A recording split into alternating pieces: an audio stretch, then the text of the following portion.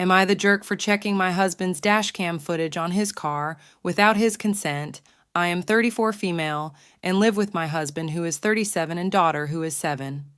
My daughter and I recently went on a short trip out of state while my husband stayed as he had work and was supposed to look after our dog. On the last day of our trip, we got a call from my husband who was acting distraught and said that our dog Ellie had run away and that he could not find her. He claimed she just bolted away from him in the park, into some bushes, and he could not find her.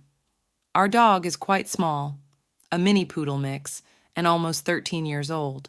She is still active, but it is really unlike her to run away from us, and I was suspicious, but chose to believe my husband and me and my daughter were in grief, but did not want to blame him. When we came back home, he seemed surprisingly okay, unlike us. Ever since the pandemic, my husband started working from home, and he has always been annoyed at how much attention we gave Ellie and hated how Ellie begged to sit on our laps and his while he worked. A few days later, we got a call from an animal rescue in a neighboring state quite far from us that she had been found.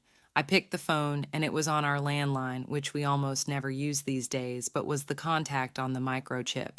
I told my husband, and he just said, "That is great, I am so happy," but it felt kind of blunt and insincere. I said it is strange that she got so far, and he responded that someone must have stolen her and then abandoned her. This made little sense to me as to why that would happen.